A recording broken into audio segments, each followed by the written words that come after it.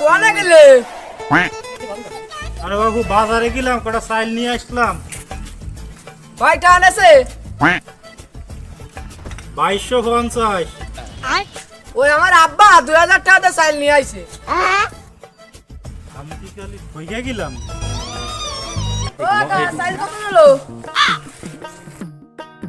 বাবু 2000 নেছে, 2000। अबे साले কত টাকা আনেছে? আমার বাপ তো 1800 টাকা দিয়ে নিয়ে আইছে। কি শুরু হলো আমার সাথে? ও কলো 2000 নিয়ে আইছে ওর বাপে, ও কলো 1800 টাকা নিয়ে আইছে ওর বাপে।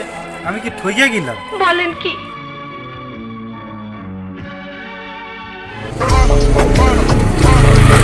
এই কোনে গেলি? ও আমার হাতে গেলাম। ভালোই তো নুস, এতে আবার তেলের বোতলও আছে। কি করে?